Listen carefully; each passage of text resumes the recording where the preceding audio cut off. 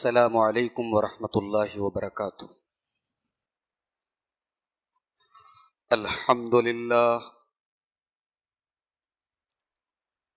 نحمده ونستعینه ونستغفره ونعوذ باللہ من شرور انفسنا ومن سیئات اعمالنا، من يهده اللہ فلا مضل له ومن يضلل فلا هادي له، واشهد ان لا اله الا الله وحده لا شريك له، واشهد ان محمدا عبده ورسوله، يا ايها الذين آمنوا اتقوا الله حق تقاته ولا تموتن الا وانتم مسلمون، يا ايها الناس اتقوا ربكم الذي خلقكم من نفس واحدة وخلق منها زوجها وبث منهما رجالا كثيرا ونساء، واتقوا الله الذي تساءلون به والأرحام إن الله كان عليكم رقيبا، يا أيها الذين آمنوا اتقوا الله وقولوا قولا سديدا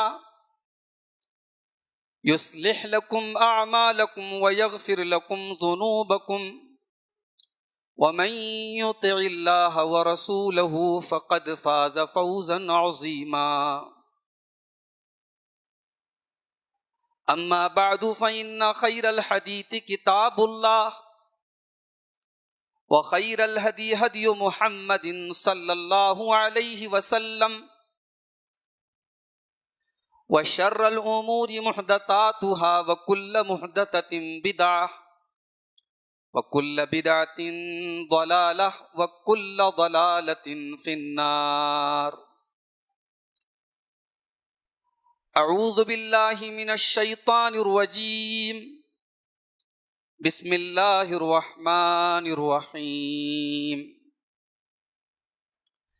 یا ایہا الذین آمنوا قوا انفسکم واہلیکم نارا وقودها الناس والحجارۃ علیہا ملائکۃ غلاظ شداد لا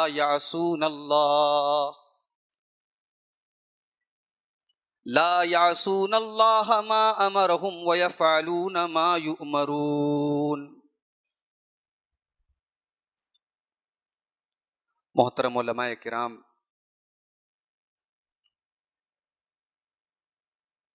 قابل احترام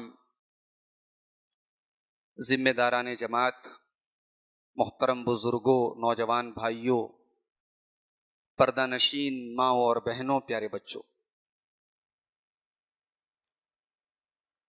مہید پور کے اس علاقے میں پہلی مرتبہ آپ کے پاس آنے کا اور خطاب کرنے کا آج اللہ کے فضل و کرم سے موقع مل رہا ہے۔ مجھے امید نہیں تھی اتنا خوبصورت پروگرام ہوگا، اتنی اچھی تعداد آپ حضرات کی ہوگی۔ یقیناً یہ ذمہ داروں کے خلوص کا بھی ثبوت ہے، اور آپ تمام لوگوں کے دل میں قرآن و سنت کی باتوں کو سننے کا جذبہ ہونے کی دلیل بھی ہے۔ اللہ تعالیٰ آپ سب کا یہ جذبہ قبول فرمائے۔ مجھے جو موضوع ملا ہے تربیت اولاد۔ اولاد اس دنیا کی وہ نعمت ہے جس کے بغیر کوئی بھی گھر نہیں ہے۔ جس گھر کے آنگن میں بچوں کی کلکاریاں نہ گونجیں، جس ماں کی گود میں بچہ نہ ہو، جس باپ کے پاس اس کی کوئی اولاد نہ ہو، اس کی زندگی بے نور ہے. زندگی کی تصویر میں اولاد رنگ بھرتی ہے. اسی لیے اللہ تعالیٰ نے قرآن کریم میں اولاد کو اور مال کو دنیا کی زندگی کی زینت قرار دیا ہے. المال والبنون زینت الحیات الدنیا. مال اور اولاد تمہاری دنیا کی زندگی کی زینت ہے، اٹریکشن ہے. ان سے تمہاری دنیا کی زندگی سجتی ہے، سنورتی ہے. اولاد کے بغیر تمہاری زندگی میں چمک نہیں ہے، زینت نہیں ہے. اسی لیے اللہ کے بڑے بڑے پیغمبروں کو بھی جب اولاد نہیں مل رہی تھی، انہوں نے اللہ سے گڑ گڑا کر کے دعائیں کی. حضرت زکریا علیہ السلام اللہ کی بارگاہ میں دعا کر رہے ہیں، رب لا تذرنی فردا وانت خیر الوارثین. پروردگار مجھے اکیلا نہ چھوڑ، مجھے اولاد کی شکل میں ایک وارث عطا فرما دے. ابراہیم علیہ السلام اکیلے اپنی بیوی کو لے کر کے جب اپنے وطن سے نکل رہے ہیں، عراق کی سرزمین کو چھوڑ کر کے نکل رہے ہیں، دنیا میں کوئی ان کی بات کو ماننے والا نہیں ہے. آسمان کی طرف ہاتھ اٹھا کے دعا کرتے ہیں، رب ہب لی من الصالحین. پروردگار مجھے نیک بیٹا عطا فرما دے جو میرا سہارا بن جائے. اولاد کی ضرورت نبیوں نے محسوس کی. اولاد وہ نعمت ہے میرے بھائی کہ اگر آپ کو نیک اولاد مل گئی تو آپ کی یہ وہ کمائی ہے جو آپ کے مرنے کے بعد آپ کے کام آئے گی. آپ کی زمینیں آپ کے مرنے کے بعد آپ کے کام نہ آئیں گی. آپ کا پیسہ آپ کے مرنے کے بعد آپ کے کام نہ آئے گا. دنیا میں آپ نے جو نام کمایا ہے وہ مرنے کے بعد آپ کے کام نہ آئے گا. مگر اپنے بچوں کی صحیح تربیت اگر آپ کر کے دنیا سے گئے ہیں، وہ بچے جب بھی اللہ کی بارگاہ میں آپ کی دعا کریں گے، آپ کی مغفرت کی دعا کریں گے، اس دعا کا آپ کو فائدہ پہنچے گا. اللہ کے پیارے نبی فرماتے ہیں، صحیح مسلم کی روایت ہے، جب انسان مر جاتا ہے، اس کا انتقال ہو جاتا ہے، تو 3 چیزیں مرنے کے بعد بھی اس کے کام آتی ہیں. 3 چیزیں انسان کے مرنے کے بعد بھی کنٹینیو رہتی ہیں، جاری رہتی ہیں. ان 3 چیزوں میں ایک چیز آپ نے فرمائی، ولد صالح یدعو له. نیک اولاد اگر چھوڑ کر کے گئے ہو، وہ نیک اولاد تمہارے حق میں جب بھی دعا کرے گی وہ تمہارے کام آئے گی. اسی لیے اللہ نے قرآن میں اپنی نعمتوں کا جب ذکر کیا تو اولاد کا بھی ذکر کیا. قرآن مجید کا 14واں پارہ اٹھائیے.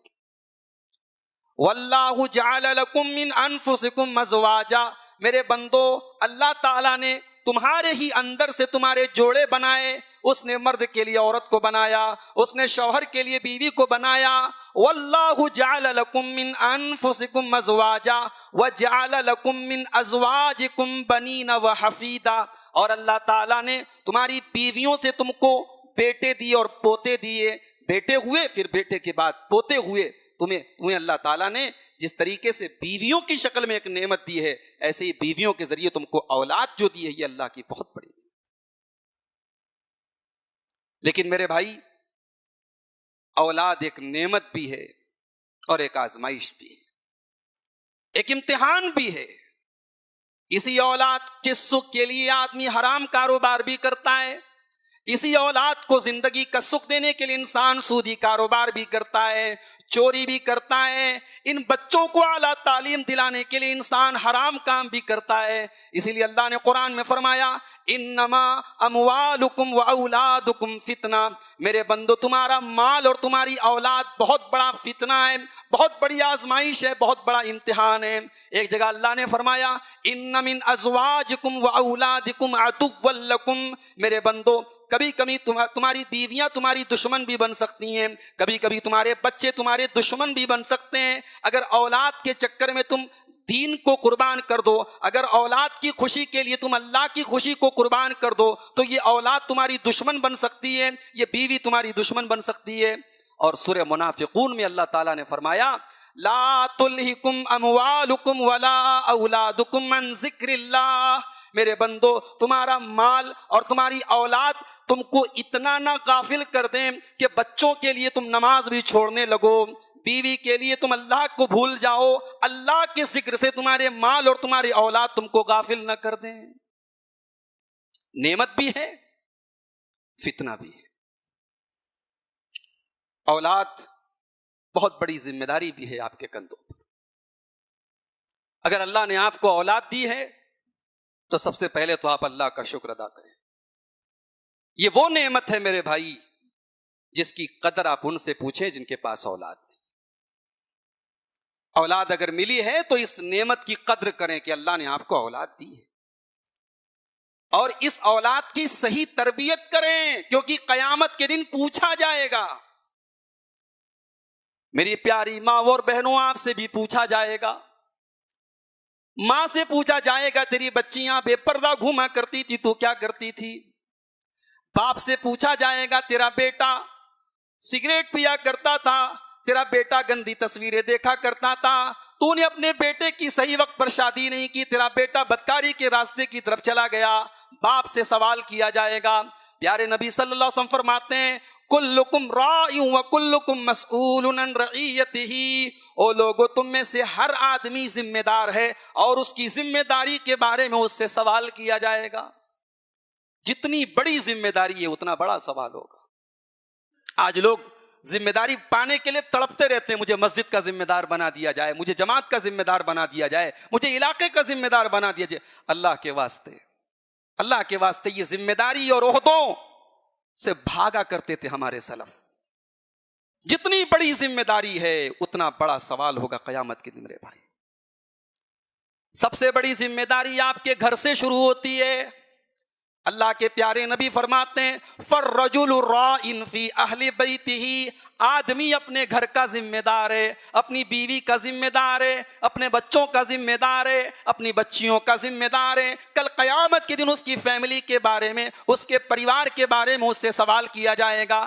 والمرأة راعیۃ علی بیت زوجہا، شوہر تو نوکری کرتا تھا، شوہر تو بزنس کرتا تھا، 24 گھنٹے شوہر گھر پہ نہیں رہتا تھا، عورت گھر میں رہتی تھی۔ گھر کے اندر کے جو معاملات ہیں ان کی ذمہ دار عورت ہے۔ عورت سے گھر کے بارے میں سوال کیا جائے گا، عورت سے پوچھا جائے گا تو گھر میں رہتی تھی، تیری بیٹی رات کو 2 بجے تک نہ جانے کس سے باتیں کیا کرتی تھی۔ عورت کو حساب دینا پڑے گا، ماں کو حساب دینا پڑے گا۔ میری پیاری ماں بہنوں، ماں کے پیروں کے نیچے جنت ہے، مگر یہ جنت اتنی آسانی سے ملنے والی نہیں ہے۔ ماں کو یہ مقام جو ملا ہے اس کے پیچھے بھی بہت بڑی ذمہ داری ہے۔ عورت سے سوال کیا جائے گا اگر وہ ماں ہے کہ تیری بچیاں، تیری بیٹیاں، تیری بہویں، تو گھر کی ملکہ تھی، تو گھر کی رانی تھی، تو نے اپنے گھر کو کیسے چلایا؟ عورت کو حساب دینا پڑے گا۔ آج ہم اپنے بچوں سے پیار کرتے ہیں، بچوں کو ذرا سی کھروچ آ جائے ہم بے چین ہو جاتے ہیں۔ بچہ رات میں بخار میں تڑپے، ماں باپ تڑپتے ہیں۔ بچے کو نیند نہ آئے، ماں باپ کو نیند نہیں آتی۔ بچہ پیشاب کر دے، ماں اس کے گیلے بستر پہ خود سو جاتی ہے۔ اتنی محبت کرتے ہیں ہم اپنی اولاد سے، لیکن وہی اولاد جب جوان ہوتی ہے، جب بڑی ہوتی ہے، ہم محسوس کرتے، ہم دیکھتے ہیں ہمارا بیٹا غلط راستے پر جا رہا ہے، ہماری بیٹی غلط راستے پر جا رہی ہے۔ ہم اسے روکنے کی، اسے بچانے کی ایک بار بھی کوشش نہیں کرتے۔ اللہ تعالی ہماری اس محبت کو چیلنج کر رہا ہے، ہماری اس محبت کو اللہ تعالیٰ میں یاد دلاتے ہوئے فرماتا ہے قرآن کے 28ویں پارے میں، یا ایھا الذین آمنوا قوا انفسکم واہلیکم نارا، اے ایمان والو اپنے آپ کو بھی جہنم کی آگ سے بچاؤ اور اپنے بچوں کو بھی جہنم کی آگ سے بچاؤ، اپنی فیملی کو بھی جہنم کی آگ سے بچاؤ۔ دنیا کی آگ میں ہم اپنے بچوں کو جلتا ہوا چھوڑ نہیں سکتے، ہم اپنی جان کو جوخم میں ڈال دیں گے مگر اپنے بچوں کو بچائیں گے۔ دنیا کی آگ سے 70 گنا زیادہ خطرناک ہے جہنم کی آگ، دنیا کی آگ سے 70 گنا زیادہ خطرناک ہے جہنم کی آگ۔ دنیا کی آگ میں بچنے کا چانس ہے، جہنم کی آگ سے بچنے کا کوئی چانس نہیں ہے۔ اللہ کہہ رہا ہے میرے بندو اپنے آپ کو اور اپنے گھر والوں کو جہنم کی آگ سے بچاؤ۔ وقودها الناس والحجارہ، جہنم کی آگ کا ایندھن انسان اور پتھر ہوں گے. جہنم کی آگ پیٹرول اور ڈیزل اور کوئلے سے نہیں جلے گی، وہ جلے گی تو انسانوں سے جلے گی، وہ جلے گی تو پتھروں سے جلے گی. اور اس جہنم کے جو چوکیدار ہوں گے، جو نگراں ہوں گے، وقودها الناس والحجارہ علیہا ملائکۃ غلاظ شداد لا یعصون اللہ. اس جہنم کے چوکیدار ایسے فرشتے ہوں گے جو کسی کے ساتھ کوئی نرمی نہیں کریں گے، کسی کے ساتھ کوئی مروت نہیں کریں گے. دنیا میں ہمارا بچہ اگر جیل میں چلا جائے، قانون کے لفڑے میں چلا جائے، تو ہم لے دے کر کے بچا لیتے ہیں، ضمانت کرا لیتے ہیں، وکیل کو خرید لیتے ہیں، جج کو خرید لیتے ہیں. اللہ کی عدالت میں جو مجرم ہے وہ مجرم ہے، وہاں کوئی بچ نہیں سکتا ہے. جہنم میں اگر کوئی چلا گیا تو جہنم کے جو داروغہ ہیں، جہنم کے جو نگراں ہیں، وہ کسی کے ساتھ کوئی رو رعایت نہیں کریں گے. تو تربیت اولاد کا موضوع بڑا اہم موضوع ہے میرے بھائی. اب ہمارے وہ بھائی یہاں بیٹھے ہوں گے جو بیچارے ابھی شادی شدہ نہیں ہیں، وہ کہیں گے مولوی صاحب کو یہ عجیب ٹاپک دے دیا گیا، ہم لوگ تو خود اولاد ہیں، ہم کس کی تربیت کریں گے؟ تو بھائی تربیت اولاد، اس کا تعلق اولاد ہونے کے بعد سے بھی ہے اور اولاد ہونے کے پہلے سے بھی ہے. ابھی آپ کی شادی نہیں ہوئی ہے، رشتہ تلاش کیا جا رہا ہے، اماں آپ کی رشتہ کھوج رہی ہیں ناگوری برادری کے اندر، ہے نا بھائی؟ سنا ہے میں نے، ماشاءاللہ پورا علاقہ ناگوری برادری کا ہے، اور بڑی اچھی چیزیں بھی میں نے سنی، بڑی ملت ہے، بڑی بہت ساری رسم و رواج سے یہ برادری پاک ہے، کوئی لین دین نہیں ہوتا شادی بیاہ میں. اگر میں نے ایسا سنا ہے، اگر ایسا صحیح ہے تو بہت اچھی بات ہے، اللہ اس کو قائم رکھے. مگر میرے بھائی، رشتے ناطے کرنے میں آپ کیا دیکھتے ہیں؟ سب سے پہلے آپ کیا دیکھتے ہیں بھائی؟ ہم سب سے پہلے جو ہمارے سماج کا دستور ہے، ہم سب سے پہلے دیکھتے ہیں ہماری برادری کی لڑکی ہے کہ نہیں. اگر ہماری برادری کی لڑکی نہیں ہے تو ہزاروں خوبیاں ہیں، ہمیں قبول نہیں ہے، ہم اپنی برادری کے باہر نہیں جا سکتے. کیوں بھائی؟ کون سے سرخاب کے پر لگے ہماری برادری کے اندر؟ جس برادری کا بھی مسلمان اگر ہے، اللہ تعالیٰ نے یہ برادریاں ہماری آئیڈینٹی اور پہچان کے لیے بنائی ہیں. یہ برادری نہ تو ہمیں اونچا بناتی ہے نہ نیچا بناتی ہے. یا ایھا الناس انا خلقناکم من ذکر و انثی، اے انسانوں ہم نے تمہیں ایک مرد و عورت یعنی آدم اور حوا سے پیدا کیا. وجعلناکم شعوبا وقبائل، اور ہم نے تم کو قبیلوں میں بانٹا، برادریوں میں بانٹا، لتعارفوا، تاکہ تم ایک دوسرے کو پہچانو. برادری میں شادی کرو، اچھی بات ہے میرے پیارے بھائیو، منع نہیں ہے، اسلام برادری اور خاندان کو دیکھنے کی اجازت دیتا ہے. مگر اگر آپ نے اس کو فرض اور واجب قرار دے دیا ہے تو یہ غور کرنے کا مقام ہے. مولانا مختار احمد ندوی اللہ غری کے رحمت کرے، اسی مالیگاؤں میں اتنا بڑا انہوں نے ادارہ قائم کیا، بڑی خدمات رہی ان کی. 1992 میں انہوں نے ایک مضمون لکھا تھا، ان کے یہاں سے ایک پرچہ آتا تھا البلاغ کے نام سے. البلاغ نام سے ایک پرچہ نکالتے تھے مولانا مختار ندوی صاحب. اس البلاغ میں ایک کالم آتا تھا، اس کا نام تھا بہتے آنسو. 1992 میں انہوں نے ایک مضمون لکھا تھا، برادری ذات اور برادری کی ماری کنواری بوڑھیاں. انہوں نے واقعات لکھے تھے بمبئی وغیرہ کے بعض علاقوں کے. 80 سال کی عورتیں کنواری بوڑھی ہو گئیں، اچھے خاندان کی ہیں، پڑھی لکھی ہیں، مگر ان کا رشتہ ان کی برادری میں نہیں ملا، گھر والوں نے شادی نہیں کی، بوڑھی ہو گئی 80 سال کی، ان کی شادی نہیں کی. میرے بھائیوں، اسلام صرف نماز پڑھنے کا اور روزہ رکھنے کا نام نہیں ہے، اسلام سماج کو ان گندگیوں سے بھی پاک کرنے کا نام ہے. ہم نے ماحول اور مزاج یہ بنایا، صاحب ہم برادری میں کمپرومائز نہیں کریں گے. نبی نے یہ تعلیم دی، برادری میں کمپرومائز کر لو، دینداری میں کمپرومائز مت کرو. اللہ کے نبی کی 4 بیٹیاں ہیں. آپ کی برادری کون سی تھی؟ بنی ہاشم کی برادری تھی، بنی ہاشم کا خاندان تھا. پورے مکہ میں سب سے اونچا خاندان میرے نبی کا تھا. لیکن آپ نے اپنی 3 بیٹیاں بنو امیہ میں دیں. حضرت زینب کی شادی بھی بنو امیہ میں ہوئی، اور حضرت رقیہ اور ام کلثوم کی شادی بھی حضرت عثمان غنی کے ساتھ بنو امیہ میں ہوئی. برادری دوسری ہو گئی، خاندان دوسرا ہو گیا. خود اللہ کے پیارے نبی صلی اللہ علیہ وسلم نے جو 11 شادیاں کی، 11 شادیوں میں صرف حضرت زینب جو تھیں وہ آپ کے یعنی رشتہ داری کی تھی، آپ کی پھوپھی کی بیٹی تھی. باقی ساری بیویاں آپ کی الگ الگ خاندان سے تھی، الگ الگ قبیلے سے تھی. بلکہ حضرت صفیہ رضی اللہ تعالیٰ عنہ تو ایک یہودی سردار کی لڑکی تھی. نبی نے ان کی دینداری دیکھ کر کے ان سے شادی کر لی. اسی لیے اللہ کے پیارے نبی فرماتے ہیں تنکح المرأۃ لاربعین، جب عورت کی شادی ہوتی ہے تو 4 چیزیں دیکھی جاتی ہیں. لمالہا، مال دیکھا جاتا ہے. ولحسبہا، خاندان دیکھا جاتا ہے. ولدینہا، دینداری دیکھی جاتی ہے. ولجمالہا، اور خوبصورتی دیکھی جاتی ہے.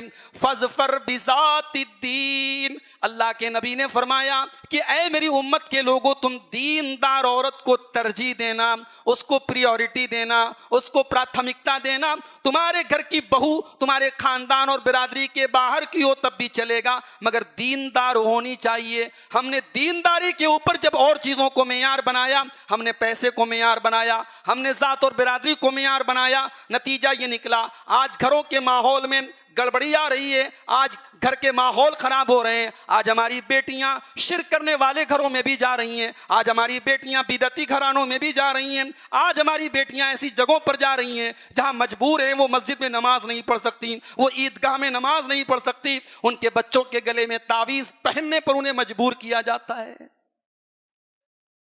تو بچہ تو ابھی دنیا میں آیا نہیں ہے، لیکن اس بچے کے پیدا ہونے کے پہلے اس بچے کی ہونے والی جو ماں ہے، اسلام یہ کہتا ہے کہ اپنے گھر میں ایسی ماں لاؤ اپنے ہونے والے بچے کے لیے، ایسی بیوی لاؤ اپنے لیے جو دیندار ہو. بچے کی تربیت یہاں سے شروع ہوتی ہے. ابھی تو شادی نہیں ہوئی، شادی ہوئی نہیں، اور اسلام آپ کو تعلیم دے رہا ہے کہ تو اپنے گھر کے لیے جو عورت لائے گا، اپنے ہونے والے بچوں کے لیے جو ماں لائے گا، وہ دیندار عورت کا لا، تو بے دین عورت کو مت لا. دیندار عورت، اللہ اکبر، اس سے بڑی کوئی دولت نہیں ہے میرے بھائی، اس سے بڑی کوئی دولت نہیں ہے. دیندار عورت اگر گھر میں آ جائے تو وہ جہنم بنے ہوئے گھر کو جنت بنا سکتی ہے. وہ آپس میں ایسا مل جل کر کے اور پیار اور محبت سے پورے گھر اور پریوار کو چلائے گی، گھر باغ و بہار بن جائے گا. اسی لیے اللہ کے پیارے نبی فرماتے ہیں الدنیا کلھا متاع، دنیا پوری کی پوری فائدہ اٹھانے کی چیز ہے. وخیر متاع الدنیا، اور دنیا کی سب سے بڑی دولت المرأۃ الصالحہ، نیک عورت ہے، دیندار عورت ہے. چلو صاحب، آپ کی ماں رشتہ ڈھونڈ رہی ہے آپ کے لیے، عبد الغفار صاحب کی تقریر سن کے گئی ہے، اب دیندار بہو تلاش کر رہی ہے، دیندار بہو مل گئی، اس کو شادی کر دی آپ کی بیوی کو، گھر میں آپ لے کے آ گئے. ابھی اولاد نہیں ہے مگر اولاد کا حق شروع ہے. بیوی کے پاس آپ اس سے ملنے کے لیے گئے، بیوی سے ملاقات کے وقت آپ کو ایک دعا سکھائی گئی. بخاری اور مسلم کی حدیث ہے، اللہ کے نبی فرماتے ہیں اذا اتا احدکم اہلہ، جب تم میں سے کوئی اپنی بیوی کے پاس جائے تو یہ دعا پڑھے، بسم اللہ اللہم جنبنا الشیطان وجنب الشیطان ما رزقتنا.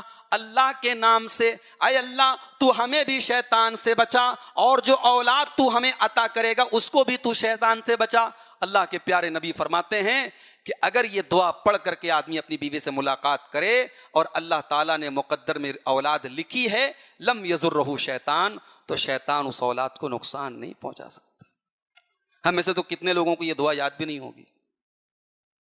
یہ دعا ہر شادی شدہ آدمی کو یاد ہونی چاہیے. یہ اولاد کا حق ہے بھائی. اللہ تعالیٰ آپ کو ایک آپشن دے رہا ہے کہ آپ اپنی ہونے والی اولاد کو شیطان سے محفوظ رکھیں، شیطان سے سیکیور رکھیں، سرکشت رکھیں، اور آپ یہ دعا بھی نہیں پڑھتے. یہ دعا اولاد کا ایک حق ہے. اللہ تعالیٰ نے آپ پر کرم کیا، آپ کے گھر میں بچے کی پیدائش ہوئی، بڑی اچھی بات ہے، مٹھائی کھلائیں گے آپ، خوش ہوں گے آپ. لیکن کہیں ایسا تو نہیں کہ لڑکا پیدا ہو رہا ہے تو خوشی بانٹی جا رہی ہے اور لڑکی پیدا ہو رہی ہے تو چہرہ مرجھا کے، ایسا تو نہیں ہو رہا ہے. اگر ایسا ہو رہا ہے تو معاف کریں، یہ اسلام کی تعلیم نہیں ہے، یہ میرے نبی کی تعلیم نہیں ہے. اولاد میں یہ اس وجہ سے فرق آپ کریں کہ بیٹی ہے تو ہم اتنی توجہ نہیں دیں گے، بیٹا ہے تو پیار کریں گے. بھائی یہ اللہ کی مرضی ہے، یہ اللہ کی مرضی ہے. بیٹی ہے تب بھی ہم اس سے محبت کریں، بیٹا ہے تب بھی اس سے محبت کریں. آج افسوس کی بات ہے کتنے گھروں میں آج اس لیے جھگڑے ہو رہے ہیں کیونکہ بہو کو لگاتار 3 بیٹیاں ہو گئیں، ساس پریشر ڈال رہی ہے بیٹے کے اوپر تو دوسری شادی کر لے۔ میڈیکل سائنس بھی یہ بتا رہی ہے اگر لڑکی ہی لڑکی ہو رہی ہے، لڑکا نہیں ہو رہا ہے، اس میں عورت کا کوئی قصور نہیں ہے۔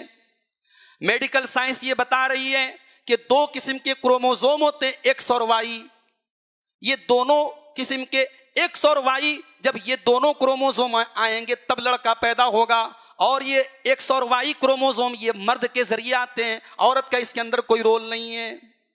عورت بیچاری اس کو ذمہ دار قرار دے کے اس کو مینٹل ڈسٹرب کیا جاتا ہے۔ یہ 1400 سال پہلے دور جاہلیت میں جو ایک جاہلانہ طریقہ تھا بیٹی کو بوجھ سمجھا جاتا تھا، وہ کہیں نہ کہیں ہمارے اور آپ کے ذہن و دماغ میں بھی رائج ہے۔ اس کو ختم کیجئے میرے بھائی۔ عورت اور لڑکی تو وہ چیز ہے، لڑکا پیدا ہوا تو 2 بکرے آپ کو قربان کرنے پڑیں گے، لڑکی پیدا ہوئی تو 1 بکرا قربان کرنا ہے۔ لڑکی تو آتے ہی اپنے باپ کا خرچہ بچا رہی ہے، اپنے باپ کی سیونگ کرا رہی ہے، لڑکی تو پیدا ہوتے ہی برکت لے کے آ رہی ہے۔ بھائی 10-10 ہزار کا اگر بکرا مل رہا ہے تو لڑکا بیچارہ آ کے 20,000 روپیہ خرچہ کروا رہا ہے آپ کا، لڑکی آ کے آپ کی نگد 10,000 روپیہ بچا رہی ہے، برکت والی ہے یہ۔ اللہ کے رسول صلی اللہ علیہ وسلم کو اللہ نے 4 بیٹیاں دی تھی۔ بیٹی ہونا یہ کوئی منحوس بات نہیں ہے، نعوذ باللہ، بیٹی برکت بن کر کے آتی ہے، اپنا مقدر لے کر کے آتی ہے۔ بھائی آپ کی روزی روٹی میں، آپ کی زندگی میں بیٹی سے برکت نہیں آئے گی۔ بیٹا پیدا ہو گیا، اب ایک سنت اور بھی سمجھ لو، جب اللہ کے رسول کے دور میں صحابہ کے گھر میں بچہ پیدا ہوتا تھا، صحابہ کیا کرتے تھے، اس کو اللہ کے نبی کے پاس لے کر کے آتے تھے۔ حضرت انس کہتے ہیں کہ میرے گھر میں بھائی پیدا ہوا، میری ماں کو بچہ پیدا ہوا عبداللہ نام کا، رات میں بیٹا پیدا ہوا، میری ماں نے بچے کو کچھ نہیں کھلایا، کچھ نہیں پلایا، کہا سب سے پہلے اس کے منہ کے اندر میرے نبی کا لعاب جائے گا۔ صبح ہوئی، میں اپنے بھائی عبداللہ کو لے کر کے اللہ کے نبی کے پاس آیا، ساتھ میں اجوا کھجوریں کچھ میں نے لی ہوئی تھی۔ جب میں نبی اکرم کے پاس پہنچا، میں نے کہا اللہ کے رسول یہ میرا بھائی عبداللہ ہے، میری ماں نے بھیجا ہے تاکہ آپ اس کی تہنیک کر دیں۔ تہنیک کا مطلب بچے کے حلق میں، بچے کے منہ میں کوئی میٹھی چیز اپنے لعاب میں ملا کر کے ڈال دینا، اس کا نام ہے تہنیک۔ اللہ کے رسول تہنیک کرتے تھے بچوں کی۔ حضرت انس کہتے ہیں اللہ کے رسول نے پوچھا کھجور لائے ہو؟ میں نے جلدی سے اجوا کھجور نکالی، اللہ کے نبی نے اپنے منہ میں کھجور کو ڈالا، اس کو نرم کیا اور تھوڑا سا اس کو اپنے لعاب میں ملا کر کے بچے کے حلق میں ڈال دیا، بچہ چوسنے لگا۔ اللہ کے نبی نے کہا انصار کے بچے کھجور سے کتنا پیار کرتے ہیں۔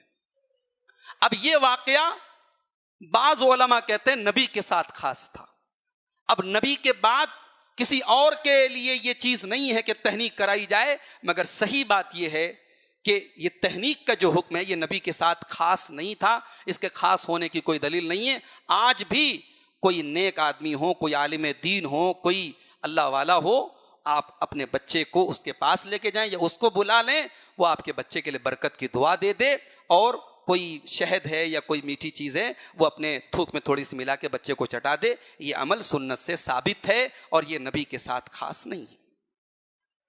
بچے کے کان میں اذان دینے کے بارے میں حدیث صحیح نہیں ہے، لیکن امت کا عمل اس کے اوپر چلا آ رہا ہے، اسی لیے علامہ ابن عثیمین رحمۃ اللہ علیہ کہتے ہیں کہ اس کو سنت نہ سمجھا جائے، اس کو ضروری نہ سمجھا جائے، لیکن اگر اس پرپس سے بچے کے کان میں اذان دی جائے کہ پہلی آواز بچے کے کان میں اللہ تعالیٰ کی تکبیر کی اور اس کی توحید کی پہنچے تو کوئی حرج کی بات نہیں ہے۔ یہ فرض نہیں ہے، یہ ضروری نہیں ہے، یہ سنت نہیں ہے، لیکن جائز ہے اس مقصد کے لیے کہ بچے کے کان میں پہلی آواز توحید کی پہنچ جائے۔ اور آگے بڑھیے، بچے کی تربیت دیکھیے شروع ہو گئی، بچہ پیدا ہو گیا، اب آپ کو اگلا کام کیا کرنا ہے؟ عقیقہ کرنا ہے۔ اگر عقیقہ کی طاقت ہے اور آپ عقیقہ نہیں کرتے، جواب دینا پڑے گا اللہ کے آپ کو۔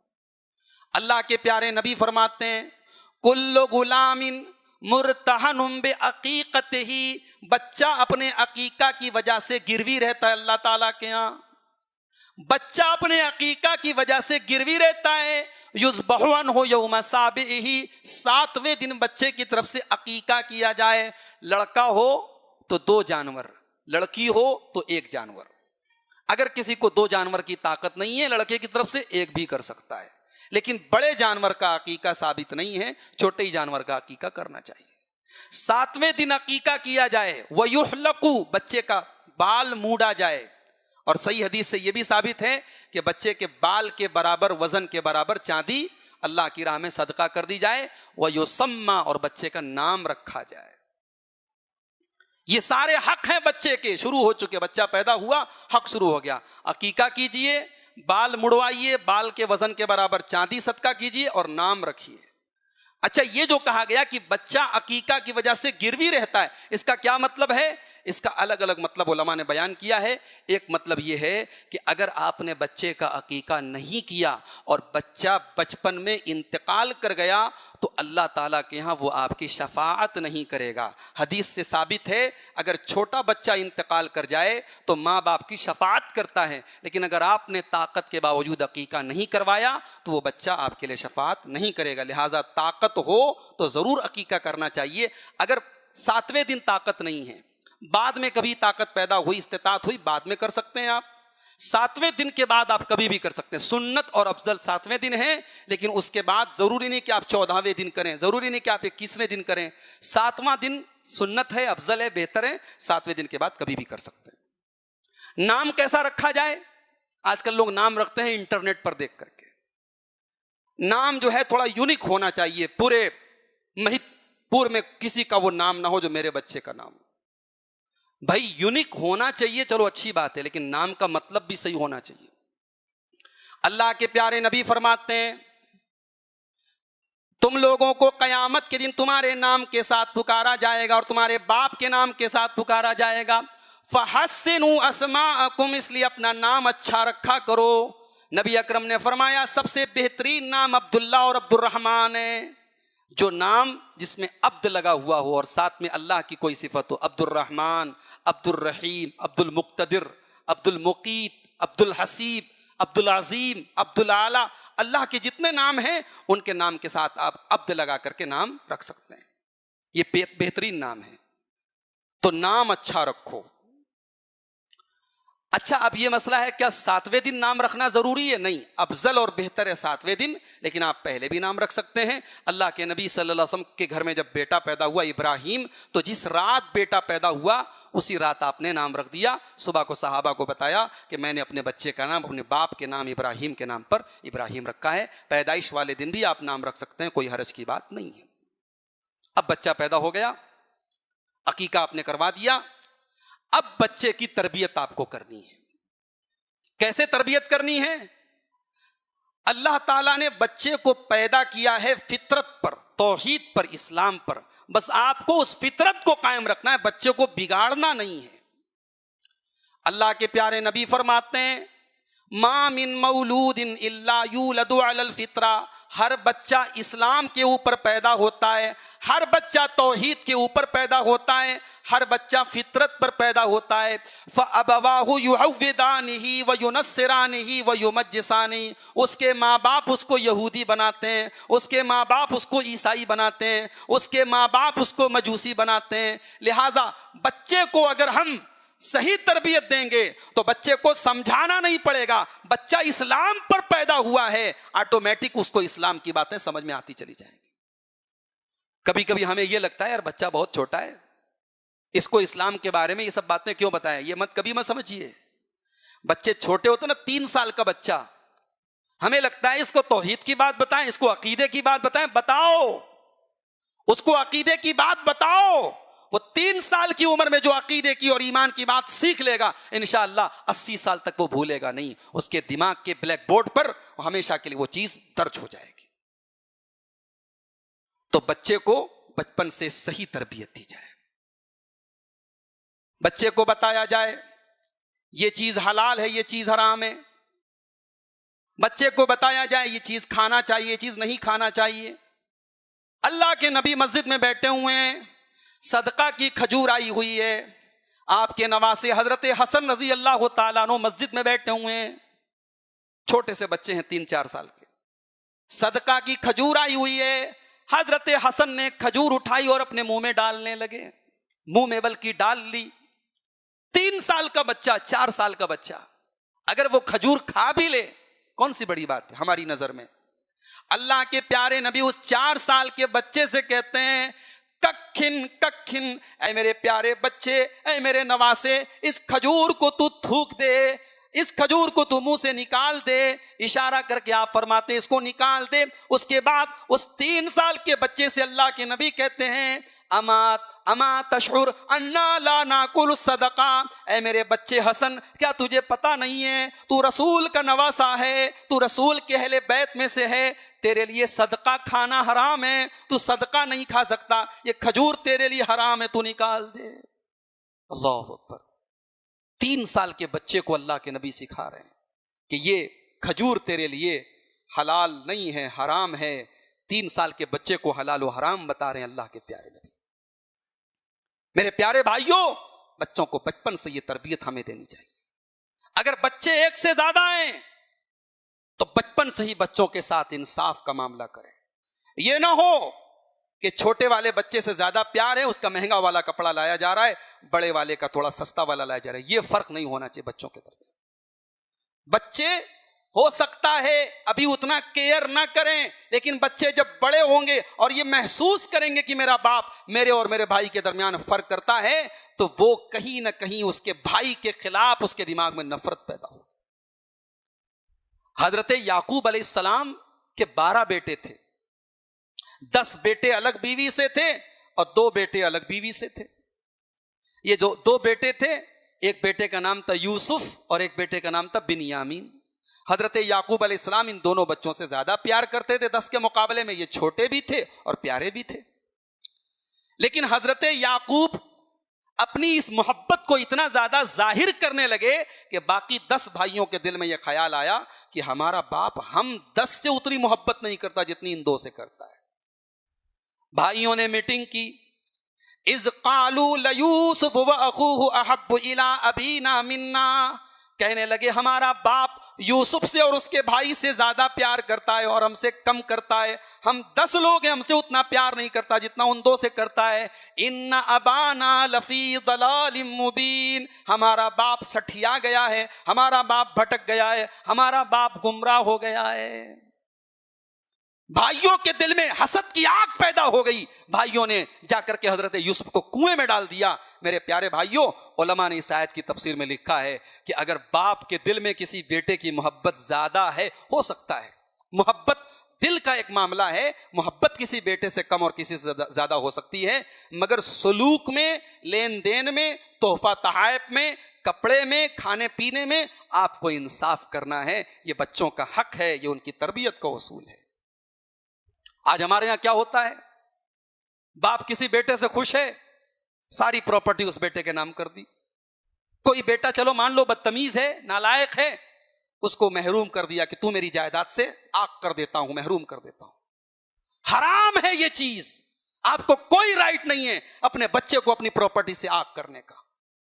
اسلام کی نظر میں یہ اپرادھ ہے، یہ جرم ہے، یہ گناہ ہے. حضرت بشیر رضی اللہ تعالیٰ عنہ ایک صحابی تھے، اللہ کے رسول کے پاس آئے. اے اللہ کے رسول، میں اپنے بچے نعمان کو اپنا ایک باغ دینا چاہتا ہوں، بطور گفٹ، بطور ہبہ دینا چاہتا ہوں. اللہ کے نبی نے پوچھا کیا تمہارے اور بھی بچے ہیں؟ کہا کہ ہاں اور بھی بچے ہیں. کہا کیا تم نے سب کو یہ گفٹ دیا ہے؟ کہا نہیں، سب کو نہیں دیا ہے. کہا اگر سب کو نہیں دیا ہے اور ایک بیٹے کو دے رہے ہو اور میرے پاس آ کر کے مجھ سے گواہی لینا چاہتے ہو، میں گواہی نہیں دوں گا.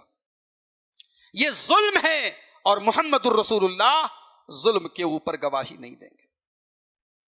اسی حدیث میں آپ نے یہ بھی فرمایا اتقوا اللہ وعدلوا بین اولادکم، اللہ سے ڈرو اور اپنے بچوں کے درمیان انصاف کرو، بے ایمانی مت کرو. میرے پیارے بھائیوں، بچوں کی تربیت کا ایک حق یہ بھی ہے کہ آپ بچوں کے ساتھ انصاف کریں. 1 سے زیادہ بچے ہیں تو بچوں کے ساتھ انصاف کا معاملہ کریں. اور آگے بڑھیے، ایمان کی موٹی موٹی باتیں اپنے بچوں کو بچپن سے سکھائیے. اللہ کون ہے، اللہ کہاں ہے، توحید کا کیا مطلب ہے، شرک کا کیا مطلب ہے، تقدیر کس کو کہتے ہیں، یہ اسلام کی موٹی موٹی باتیں آپ کو بھی آنی چاہیے اور آپ اپنے بچے کو بھی سکھائیے۔ عبداللہ ابن عباس رضی اللہ تعالیٰ عنہ یہ اللہ کے رسول کے چچا کے عباس کے بیٹے تھے، اور اللہ کے رسول ان کے خالو بھی لگتے تھے۔ حضرت میمونہ ام المومنین حضرت میمونہ عبداللہ ابن عباس کی خالہ تھیں، تو اللہ کے رسول خالو بھی لگتے تھے اور چچا بھی لگتے تھے، چچا زاد بھائی بھی لگتے تھے۔ تو عبداللہ ابن عباس ایک مرتبہ اللہ کے رسول کے ساتھ سواری کے اوپر سوار تھے۔ عبداللہ ابن عباس کی عمر کتنی تھی؟ 8 سال یا 10 سال۔ بھئی 8 سال 10 سال کا بچہ کتنا بڑا ہوتا ہے؟ اللہ کے نبی اس 8-10 سال کے بچے کو کیا بتاتے ہیں ذرا وہ سنو میرے بھائیوں۔ اللہ کے پیارے نبی اس 8 سال کے بچے سے کہتے ہیں یا غلام، اے میرے بچے، احفظ اللہ یحفظک احفظ اللہ تجدہ تجاہک، اے بچے تو اللہ تعالیٰ کے قانون کی حفاظت کر، تو اللہ کی شریعت کی حفاظت کر، تو اللہ کے احکام کی حفاظت کر، اللہ تیری حفاظت کرے گا، تو اللہ کے دین پر چل، اللہ تیری مدد کرے گا۔ اے میرے بچے یاد کر لے، اگر اللہ تعالیٰ تیرے مقدر میں کوئی فائدے کی چیز لکھ دے اور ساری کائنات مل کر کے تجھے نقصان پہنچانا چاہے تو نہیں نقصان پہنچا سکتی ہے مگر اتنا ہی جتنا اللہ نے تیرے مقدر میں لکھ دیا ہے، اور ساری کائنات مل کر کے اگر تیرا کچھ بگاڑنا چاہے لیکن اللہ نے اگر تیرے مقدر میں نہیں لکھا ہے تو بگاڑ نہیں سکتی ہے۔ جفت الصحف ورفعت الاقلام، تقدیر کا قلم اٹھا لیا گیا ہے اور تقدیر جس کاغذ پہ لکھی گئی تھی کاغذ سوکھ چکا ہے، یعنی تقدیر فائنل ہے، تیری زندگی میں جو کچھ ہوگا تقدیر کے مطابق ہوگا۔ اللہ کے پیارے نبی 8-10 سال کے بچے کو تقدیر کی بات بتا رہے ہیں، ایمان کی بات بتا رہے ہیں۔ اسی طریقے سے بچوں کو آداب سکھائیے۔ بچہ آپ کے ساتھ مسجد میں آ رہا ہے، بیٹا داہنا پیر پہلے مسجد میں داخل کرتے ہیں۔ بچہ واش روم میں جا رہا ہے، واش روم میں جانے کے پہلے سکھاؤ بیٹا واش روم میں جانے کے پہلے دعا پڑھو، اللہم انی اعوذ بک من الخبث والخبائث۔ واش روم سے نکلے اس کو سکھاؤ پہلے داہنا پیر جاؤ تو بایاں پیر اندر کرو اور نکلتے وقت دایاں پیر پہلے نکالو اور دعا پڑھو نکلنے کے بعد غفرانک۔ بچہ کھانا آپ کے ساتھ کھا رہا ہے، اس کو کھانے کے آداب سکھاؤ۔ اللہ کے نبی صلی اللہ علیہ وسلم کھانا کھا رہے تھے، آپ کے سوتیلے بیٹے کہہ لیجیے، آپ کے ربیب تھے حضرت عمر بن ابی سلمہ، جو حضرت ام سلمہ اپنے ساتھ لے کر کے آئی تھی، اللہ کے رسول کے سوتیلے بیٹے تھے، ام سلمہ کے بیٹے تھے۔ وہ کھانا کھا رہے تھے اور پوری پلیٹ میں سے کہیں سے بھی ہاتھ لگا کے کھا رہے تھے۔ اللہ کے نبی نے فرمایا اے بچے کل بسم اللہ، اللہ کا نام لے کر کے بسم اللہ پڑھ کے کھانا کھاؤ، وَكُلْ مِمَّا يَلِيكَ، اور اپنے سامنے سے کھاؤ، پوری پلیٹ میں ہاتھ نہ ڈالو، وَكُلْ بِيَمِينِكَ، اور داہنے ہاتھ سے کھاؤ۔ حضرت عمر بن ابی سلمہ کہتے ہیں نبی اکرم نے اس دن مجھے کھانے کے جو آداب بتا دیے، فَمَا زَالَتْ تِلْكَ طُعْمَتِي بَعْدَ ذَلِكَ، اس کے بعد پوری زندگی میں اسی طریقے کے مطابق کھانا کھاتا رہا۔ بچوں کو جو آداب آج آپ سکھا دیں گے، آج ان کی عادت پڑ جائے گی انشاءاللہ، وہ پوری زندگی اس کو نبھائیں گے۔ تو بچوں کو اسلامی آداب سکھائیے میرے بھائی۔ کبھی کبھی بچوں کے ساتھ بچہ بن جائیے، ضروری نہیں ہے کہ بچوں کے لیے ہمیشہ بالکل سخت بنے رہیں، ہاتھ میں تلوار لے کے کھڑے رہیں۔ بچوں سے پیار بھی کیجیے، بچوں کے ساتھ بچے بن جائیے، کبھی کبھی بچوں کے لیے آپ تھوڑا سا کھیل بھی ان کے ساتھ کھیلیے۔ اللہ کے رسول صلی اللہ علیہ وسلم حضرت انس کے گھر اکثر جایا کرتے تھے۔ حضرت انس کا ایک چھوٹا بھائی تھا، چھوٹا بچہ تھا، ابو عمیر نام تھا۔ ابو عمیر نام کا وہ بچہ ایک چھوٹی سی چڑیا اس نے پالی تھی، اس چڑیا کے ساتھ وہ کھیلا کرتا تھا۔ ایک دن اللہ کے رسول گئے تو دیکھا وہ چڑیا جو تھی وہ مر گئی۔ بھئی بچہ تو بچہ ہوتا ہے نا، بچہ رو رہا تھا، اس اپنی چڑیا کے مرنے پر وہ صدمے میں تھا، غمگین تھا، بچہ رو رہا تھا۔ اللہ کے پیارے نبی گئے اور بچے کو گود لیا اور بڑے پیار سے کہا یا ابا عمیر ما فعل النغیر، ابو عمیر تمہاری چڑیا کہاں چلی گئی؟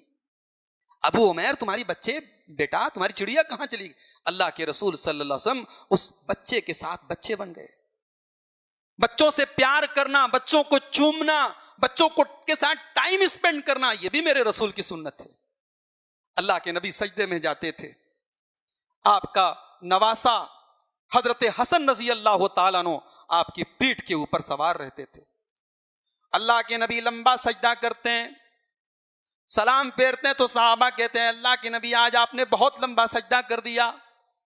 آپ نے فرمایا میرا بیٹا حسن میری پیٹھ کے اوپر سوار تھا، میں نے سوچا کہ جب تک وہ سواری کا مزہ لے رہا ہے اپنے نانا کی پیٹھ پر، اس کو ڈسٹرب نہ ہو، میرا بیٹا اپنے نانا کی پیٹھ پر سوار ہے، اس بچے کے جذبات کا خیال رکھتے ہوئے میں نے اپنی سجدے کو تھوڑا لمبا کر دیا۔ میرے نبی بچوں سے اتنا پیار کرتے تھے، ایک مرتبہ آپ خطبہ دے رہے تھے، منبر پر آپ خطبہ دے رہے تھے، جمعہ کا خطبہ، اتنے میں حضرت حسن اور حسین رضی اللہ تعالیٰ عنہما، بیچارے چھوٹے بچے ہیں اور سرخ رنگ کا لال رنگ کا جوڑا پہن کر کے لڑکھڑاتے ہوئے، چھوٹے بچے ہیں، قدم ان کے لڑکھڑا رہے ہیں، لڑکھڑاتے ہوئے مسجد میں داخل ہوئے۔ اللہ کے رسول صلی اللہ علیہ وسلم اپنے دونوں نواسوں کو دیکھ کر بے قرار ہو گئے اور منبر سے اترے اور دونوں بچوں کو گود میں لیا، ان کو پیار کیا، اپنے خطبے کو آپ نے بیچ میں کاٹ کے دونوں نواسوں کو پیار کیا۔ اس کے بعد آپ منبر پہ آئے اور آپ نے کہا اللہ نے قرآن میں سچ کہا ہے انما اموالکم واولادکم فتنہ، مال اور اولاد بہت بڑا فتنہ ہوتا ہے۔ میں نے اپنے نواسوں کو دیکھا، مجھے صبر نہیں ہوا، برداشت نہیں ہوا، اور میں نے جب اتر کر ان سے پیار نہیں کر لیا تب تک مجھے چین نہیں ملا۔ محبت کرتے تھے اللہ کے رسول بچوں سے۔ ایک مرتبہ آپ حضرت حسن کو بوسہ لے رہے تھے، چوم رہے تھے، اتنے میں ایک دیہات کہ ایک صاحب وہاں پر بیٹھے ہوئے تھے، دیہات کے رہنے والے تھے، دیہات کے لوگ تھوڑے سخت ہوتے ہیں، انہوں نے کہا یا رسول اللہ آپ بچوں کو چومتے ہیں، بچوں کا بوسہ لیتے ہیں؟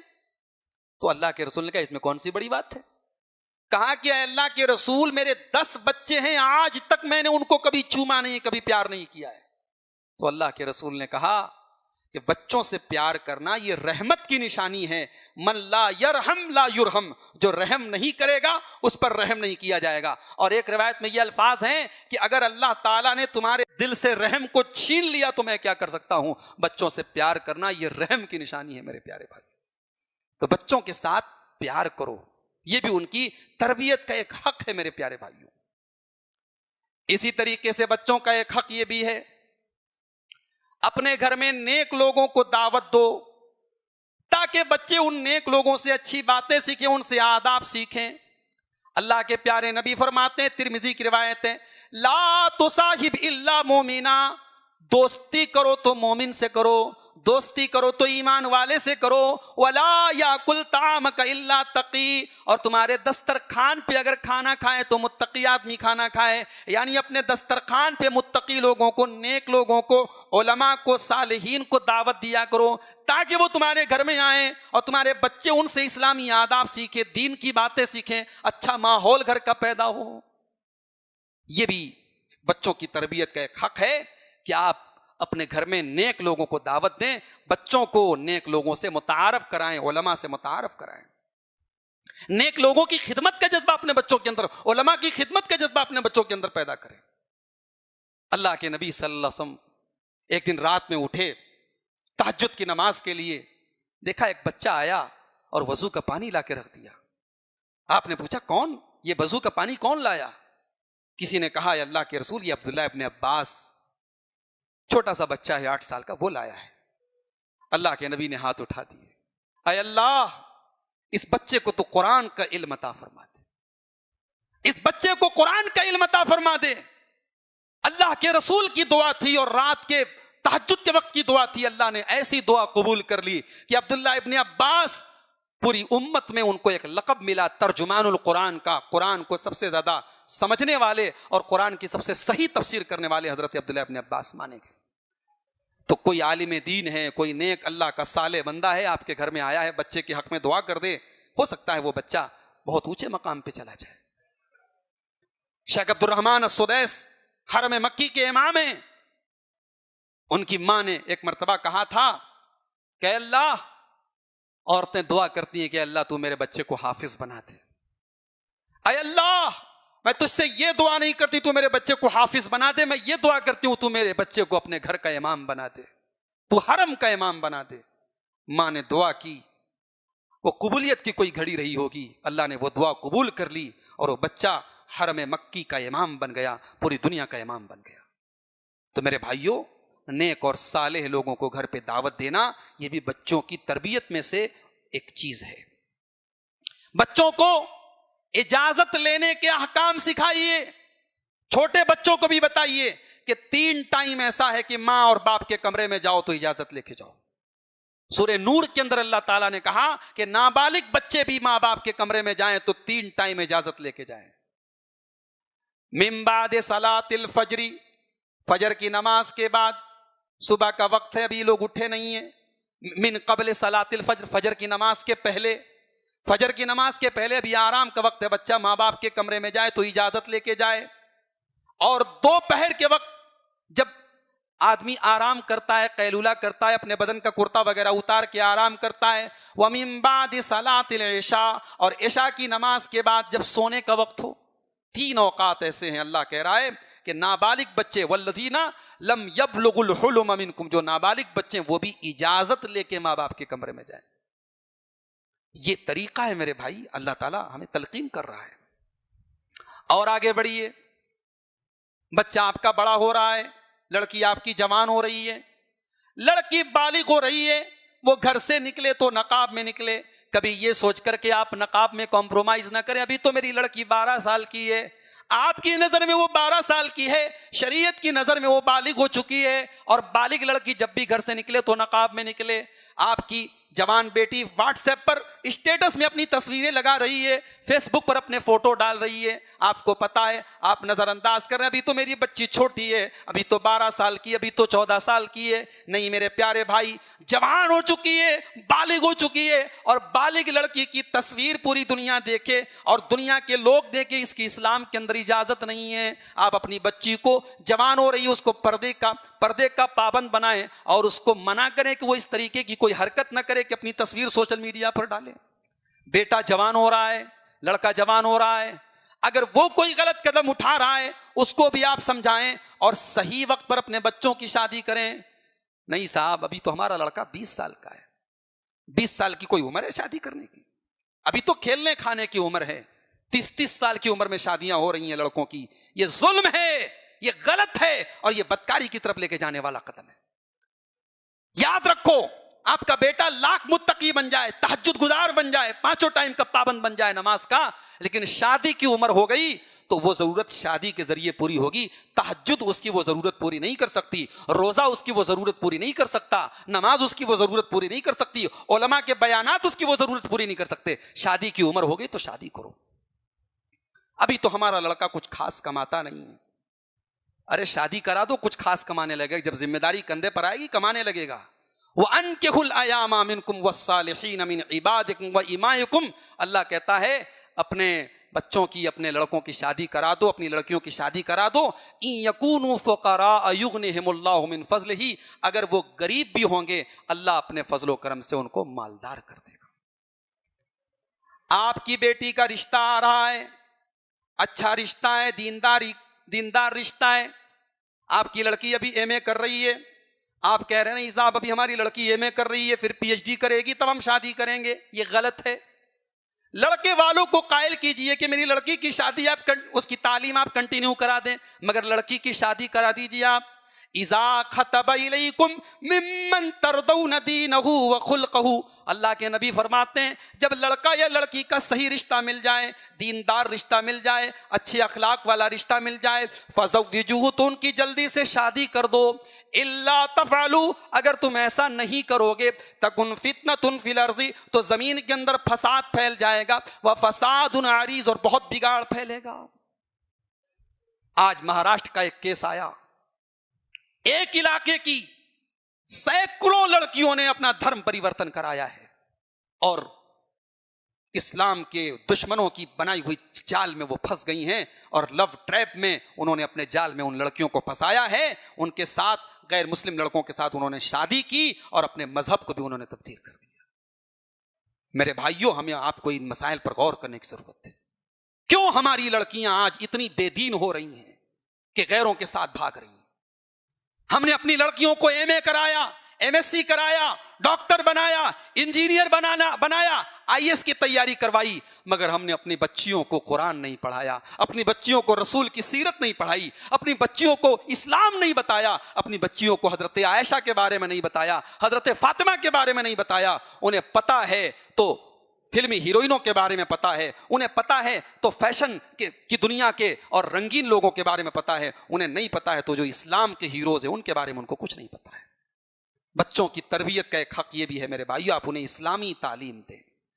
کانوینٹ اسکول میں آپ کا بچہ پڑھے، اسلام منع نہیں کرتا، اعلیٰ تعلیم دلائیں اپنے بچوں کو، اسلام منع نہیں کرتا، مگر قبر میں یہ نہیں پوچھا جائے گا تو نے میتھمیٹکس پڑھی تھی کہ نہیں پڑھی تھی، تو نے پلس 2 کیا تھا کہ نہیں کیا تھا، تو انجینئر تھا کہ نہیں تھا، تو ڈاکٹر تھا کہ نہیں تھا۔ قبر میں پوچھا جائے گا من ربو کا، تیرا رب کون ہے، ماں دینوں کا، تیرا دین کیا ہے، اور محمد صلی اللہ علیہ وسلم کون ہے۔ یہ 3 سوال ہیں اور قبر میں یہ 3 سوالوں کا جواب ہم سب کو دینا ہے۔ ان 3 سوال کا جواب میتھمیٹکس میں نہیں ملے گا، سائنس میں نہیں ملے گا، ان 3 سوالوں کا جواب ملے گا تو قرآن و سنت میں ملے گا، دین میں ملے گا۔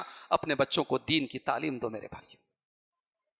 یہاں تو رات میں شوہر تھکا ہارا گھر پہنچتا ہے تو بیوی اپنا الگ موبائل چلا رہی ہے، لڑکا باپ اپنا الگ موبائل چلا رہا ہے، بچے اپنا الگ موبائل چلا رہے ہیں، سب اپنے اپنے موبائل کی دنیا میں مگن ہے، کسی کے پاس کسی کے لیے ٹائم نہیں ہے۔ میرے پیارے بھائیوں، اپنے بچوں کی تربیت کے لیے ٹائم نکالو، اپنے بچوں کو جیتے جی یتیم نہ بناؤ، اپنے بچوں کو باپ کے پیار سے محروم نہ کرو، اپنی زندگی کا معمول بنا لو، 1 گھنٹہ ہی صحیح مجھے اپنے بچوں کی تربیت کے لیے ٹائم نکالنا ہے۔ عربی کے ایک شاعر نے بڑی اچھی بات کہی ہے، کہا لَيْسَ الْيَتِيمُ مَنِ انْتَهَا أَبَوَاهُ مِنْ هَمِّ الْحَيَاةِ وَخَلَّفَاهُ ذَلِيلًا۔ یتیم وہ نہیں ہے جس کے ماں باپ اسے دنیا میں چھوڑ کے چلے گئے ہوں۔ ان الیتیم هو الذی تلقى له امن تخلت او ابا مشغولا۔ یتیم تو وہ بچہ ہے جس کی ماں کے پاس اس کے لیے ٹائم نہیں ہے اور جس کا باپ ہمیشہ بزی رہتا ہے، نہ باپ کے پاس ٹائم ہے نہ ماں کے پاس ٹائم۔ اولاد کی تربیت کا ایک حق یہ بھی ہے کہ بچوں کی تربیت کے لیے آپ ٹائم نکالیں، ماں اپنی بچیوں کے لیے ٹائم نکالے، باپ اپنے بچیوں اور بچوں کے لیے ٹائم نکالے، انہیں تربیت کے لیے ٹائم نکالے۔ قرآن کریم میں اللہ تعالیٰ نے حضرت لقمان کا واقعہ بیان کیا ہے۔ یہ لقمان کون تھے؟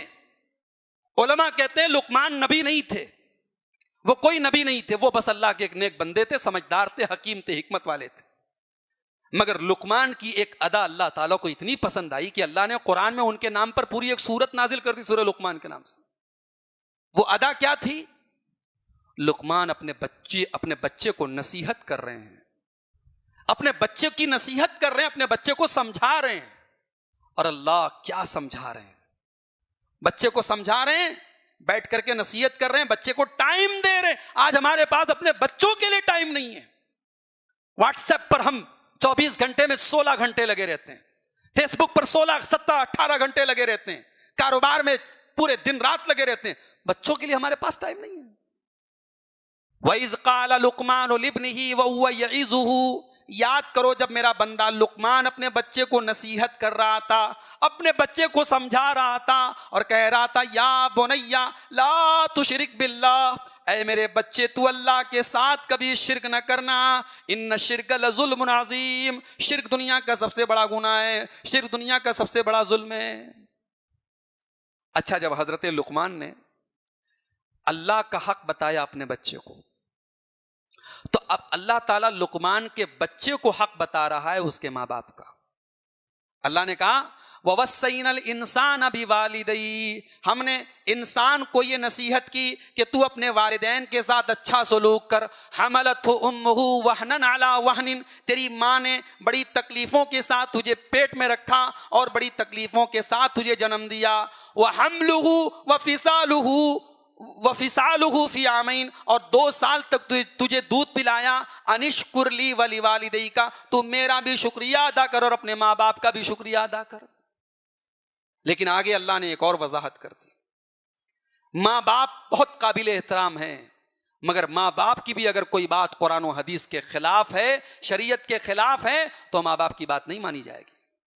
وَإِن جَاهَدَاكَ عَلَىٰ أَن تُشْرِكَ بِي مَا لَيْسَ لَكَ بِهِ عِلْمٌ، اگر تیرے ماں باپ تجھے شرک کرنے کی تعلیم دیں تو خبردار تو ان کی بات نہ ماننا۔ فَلَا تُطِعْهُمَا، تو ان کی بات نہ ماننا۔ وَصَاحِبْهُمَا فِي الدُّنْيَا مَعْرُوفًا، ان کے ساتھ بھلائی کرتے رہنا، اچھا سلوک کرتے رہنا، مگر ان کی وہ غلط بات مت ماننا۔ حضرت لقمان اپنے بچے کو نصیحت کر رہے ہیں۔ اور آگے کیا کہتے ہیں, کتنی پیاری بات کہتے ہیں, ہر باپ اس بات کو یاد کرے اور اپنے بچے کے بھیجے میں اس کو اتارنے کی کوشش کرے. کہتے ہیں یا بنیا انہا ان تک مثقال حبۃ من خردل فتکن فی صخرۃ او فی السماوات او فی الارض یأتی بہ اللہ. اے میرے بچے, ایک رائی کے دانے کے برابر بھی کوئی چیز ہوگی, ایک رائی کے دانے کے برابر بھی کوئی چیز ہوگی, وہ کسی پہاڑ کے نیچے, کسی چٹان کے نیچے ہوگی, آسمانوں میں ہوگی یا زمین میں ہوگی. یاتی بہ اللہ, اللہ تعالیٰ اس کو سامنے لے آئے گا. ان اللہ لطیف خبیر, اللہ تعالیٰ باریک سے باریک چیز کی خبر رکھنے والا ہے. اللہ اکبر. ہمارے بچوں کو اگر یہ سمجھ میں آ جائے کہ اللہ کا علم کیسا ہے, اللہ کی قدرت کیسی ہے, وہ موبائل پر گندی تصویریں نہیں دیکھیں گے میرے بھائی. ان کے دماغ میں اگر یہ بیٹھ جائے کہ اللہ تعالیٰ وہ ہے جو ہر چیز کو دیکھ رہا ہے, وہ گناہوں سے اپنے آپ کو بچائیں گے. حضرت لقمان اپنے بچے کو سمجھا رہے ہیں کہ دیکھ اللہ وہ ہے. اس کے بعد کہتے ہیں یا بنی اقم الصلاۃ, اے میرے بیٹے تو نماز قائم کر. وَأَمُرْ بِالْمَعْرُوفِ, اور نیکی کا تو حکم دے. وَانْهَ عَنِ الْمُنْکَرِ, اور تو برائی سے روک.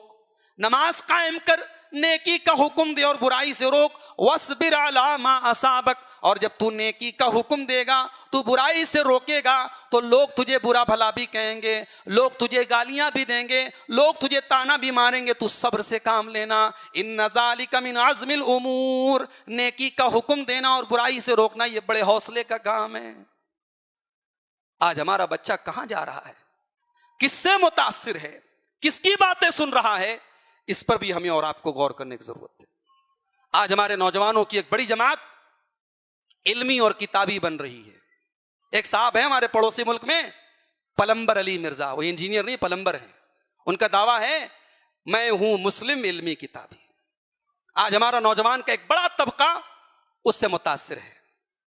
میں ایک سوال کرتا ہوں اپنے نوجوان ساتھیوں سے جو علی مرزا سے متاثر ہیں, اپنے دل پہ ہاتھ رکھ کے مجھے صرف اتنا بتا دو, علی مرزا سے آپ کو کیا ملا ہے؟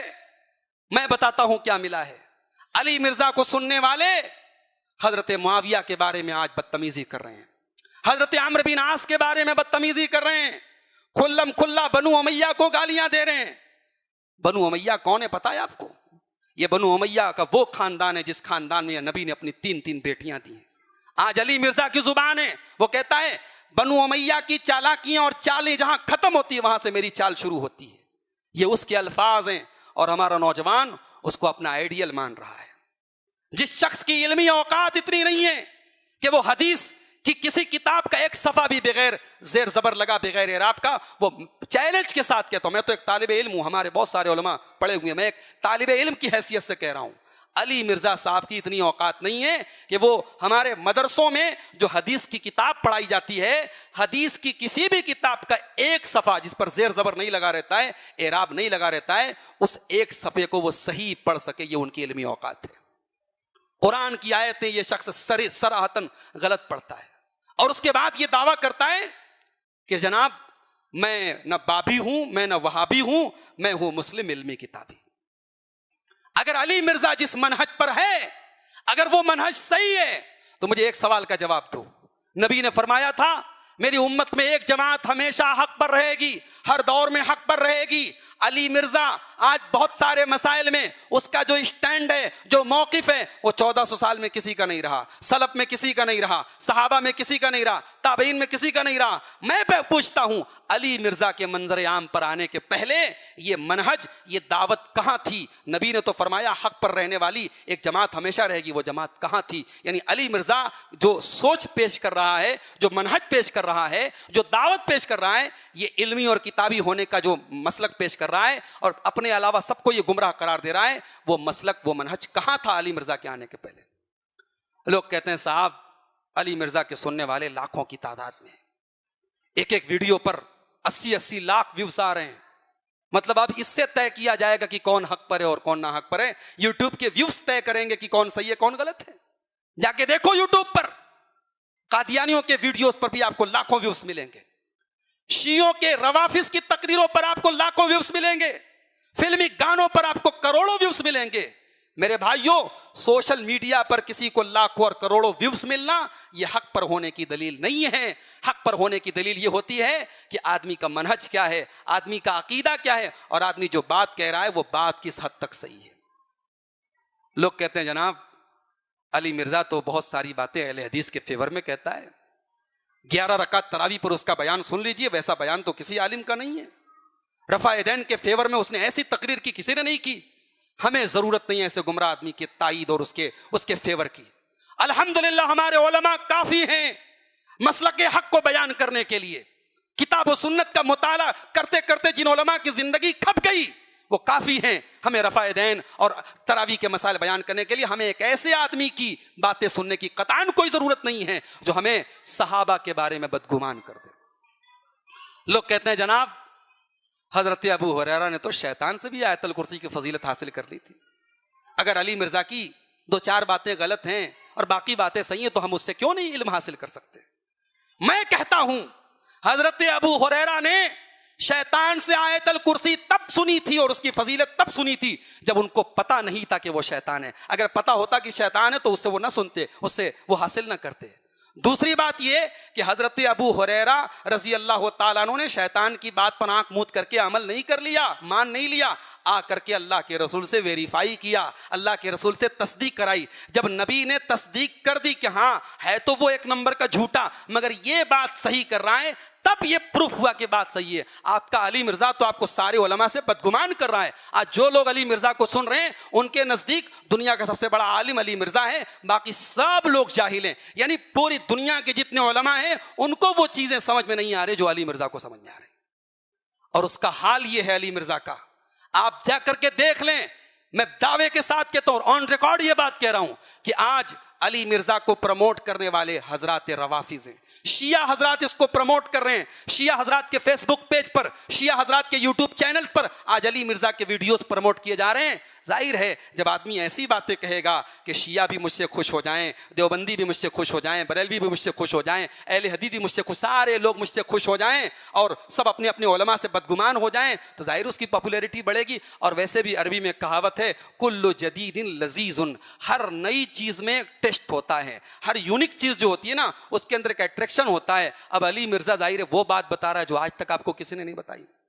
اب بھئی کسی کی اتنی جرت تو نہیں ہے وہ حضرت معاویہ کو نعوذ باللہ باغی اور جہنمی قرار دے. یہ ایک عالم دین تو نہیں کر سکتا ہے. بڑے بڑے علماء جن مسائل میں بولنے سے کہ پہلے 1000 بار سوچتے ہیں، یہ 2 ٹکے کا آدمی جس کی علمی حیثیت اتنی بھی نہیں کہ قرآن کی آیتیں ڈھنگ سے پڑھ سکے، یہ آدمی کہتا ہے میرا یہ کہنا ہے، میرا یہ موقف ہے، میں یہ کہتا ہوں. ارے تو ہے کون؟ تیری اوقات کیا ہے؟ تیری حیثیت کیا ہے؟ وہ علماء جن کی زندگیاں کتاب و سنت کے مطالعے میں گزری ہیں، وہ ہزاروں مسائل کے بارے میں کہنے کے پہلے سوچتے ہیں، سمجھتے ہیں، اس کے بعد بڑی احتیاط کے ساتھ کہتے ہیں کہ اس مسئلے میں یہ بات ہونی چاہیے، یہ مسلک ہونا چاہیے. آج یہ آدمی جو حدیث کی عبارتیں نہیں پڑھ سکتا، قرآن کی آیتیں نہیں صحیح سے پڑھ سکتا، اور ابھی لیٹسٹ معاملہ آیا کہ پاکستان کے ایک عالم دین مفتی طارق مسعود، ہمارا ان سے مسلکی اختلاف اپنی جگہ ہے، مفتی طارق مسعود صاحب سے ہمارا مسلکی اختلاف ہے، مگر علی مرزا کو انہوں نے چیلنج کیا کہ بھئی میں تمہارے شہر میں جہلم میں آ رہا ہوں، میں تم سے مناظرہ کروں گا، بحث کروں گا. وہ آئے، 48 گھنٹے رہے، ویڈیو ریکارڈ کروایا کہ تمہارے شہر میں میں آیا ہوں، تم آؤ مجھ سے بحث کر لو. علی مرزا صاحب کو کوئی توفیق نہیں ہوئی کہ وہ یوٹیوب پر کوئی ویڈیو ڈال دیں، کوئی بات کر سکیں. جب وہ صاحب کراچی چلے گئے واپس، تب علی مرزا صاحب نے اپنا ویڈیو ڈالا اور کہا کہ مفتی طارق صاحب جھوٹ بول رہے ہیں. انہوں نے کہا 20-22 گھنٹے کا سفر ہوتا ہے، وہ تو 2 گھنٹے میں فلائٹ سے آگے. بھئی یہ مدعا ہی نہیں ہے وہ فلائٹ سے آئے کہ پیدل آئے، مدعا یہ ہے انہوں نے تجھ کو چیلنج کیا، تو ان کے سامنے کیوں نہیں بیٹھا؟ تو علامہ ابن تیمیہ کو نہیں بخشتا ہے، تو سلف صالحین کو برا بھلا کہتا ہے، تو صحابہ کو برا بھلا کہتا ہے، اور تو ایک عالم دین سے بحث کرنے کی تیرے پاس یعنی سکت نہیں ہے، طاقت نہیں ہے. میں اپنے ان نوجوانوں سے بڑے ادب کے ساتھ اور بڑی محبت کے ساتھ میں آج یہ بات کہہ کے جا رہا ہوں، نوٹ کر لو، یہ تم کو کہیں کا نہیں چھوڑے گا، یہ تم کو علمی اور کتابی نہیں بنائے گا، یہ تم کو دین سے خارج کر دے گا، تم کو صحابہ کے خلاف بدگمان بنا دے گا. آج یہ کہہ رہا ہے نماز میں ہاتھ چھوڑ کے نماز پڑھنا بھی صحیح ہے. ابھی آج ایک ویڈیو آیا اس کا، وہ کہہ رہا ہے کہ حضرت علی کی خلافت یعنی اتنی ڈیموکریٹک تھی، اتنی صحیح تھی، اتنی پہلے خلیفہ کی خلافت بھی صحیح نہیں تھی. یہ کس کی زبان بول رہا ہے بھائی؟ یہ کھلم کھلا شیعوں کی زبان بول رہا ہے. یہ آپ کو اس ٹریک پر لے کے جا رہا ہے جسے امت 1400 سال سے گمراہ قرار دے رہی ہے. تو میرے بھائیوں، یہ والدین کی بھی ذمہ داری ہے، وہ دیکھیں. اور یہ بہانہ بتانا بیان کرنا چھوڑ دیجئے کہ ہم علی مرزا کی تقریر سنیں گے، جو صحیح بات ہوگی وہ لے لیں گے، جو غلط بات ہوگی وہ چھوڑ دیں گے. یہ ڈیسائیڈ کون کرے گا کیا صحیح ہے کیا غلط ہے؟ آپ کے اندر اتنی حیثیت کہاں ہے کہ آپ طے کریں گے کون سی بات صحیح ہے کون سی بات غلط ہے؟ آج کی بزی لائف میں کسی کے پاس اتنا ٹائم نہیں ہے کہ وہ ٹیسٹ کر سکے، وہ جانچ کر سکے کیا صحیح ہے کیا غلط ہے. لہٰذا نجات اسی میں ہے، نجات اسی میں ہے. آپ صحیح علماء کے ساتھ جڑیے، علماء حق کے ساتھ جڑیے، علماء ربانی کے ساتھ جڑیے. اللہ نے قرآن میں کہا فَاسْأَلُوا أَهْلَ الذِّكْرِ إِن كُنتُمْ لَا تَعْلَمُونَ. اگر کوئی بات تمہیں پتہ نہیں ہے تو علماء سے پوچھو. اللہ نے یہ نہیں کہا کہ کتاب پڑھو، اللہ نے یہ نہیں کہا ڈائریکٹ علمی بن جاؤ کتابی بن جاؤ. اللہ نے کہا علماء سے پوچھو. اللہ کہہ رہا ہے علماء سے جڑو، اور علی مرزا کہہ رہا ہے کہ علماء جتنے ہیں سب اپنے بابوں کی طرف بلاتے ہیں، میں علم کی طرف بلاتا ہوں. یہ بات کافی ہے اس کی گمراہی کو بیان کرنے کے لیے. ایک آخری بات بیان کر کے بات ختم کر رہا ہوں، وقت زیادہ آپ کا ہو رہا ہے. اولاد کی تربیت کی ہم بات کر رہے تھے میرے بھائی. اولاد کی تربیت کا ایک آخری پہلو، اگر آپ اپنی اولاد سے محبت کرتے ہیں تو اولاد کی تربیت کی ساری کوششیں کرنے کے بعد یہ بات یاد رکھیے کہ آپ کے لاکھ چاہنے کے بعد اگر اللہ تعالیٰ نے آپ کی اولاد کے مقدر میں گمراہی لکھی ہے تو آپ بچا نہیں سکتے. بھئی نوح علیہ السلام سے بڑا کون مربی ہو سکتا ہے؟ نوح علیہ السلام تو اللہ کے پیغمبر ہیں، لیکن ان کے بیٹے کے مقدر میں گمراہی لکھی تھی تو لاکھ چاہنے کے باوجود ان کا بیٹا ڈوب گیا. اور جب ڈوبنے لگا حضرت نوح علیہ السلام نے بڑے پیار سے کہا تھا یا بنی ارکب معنا، اے میرے بچے آ جا میری کشتی میں سوار ہو جا، ایمان والوں کے ساتھ شامل ہو جا. تو بیٹا کہتا ہے سآوی الی جبل یعصمنی من الماء، اے ابا جان مجھے آپ کی کشتی میں آنے کی ضرورت نہیں ہے. اگر طوفان آ گیا، اگر پانی آ گیا، میں کسی پہاڑ کے اوپر چلا جاؤں گا، میں بچ جاؤں گا، آپ میری فکر مت کیجئے.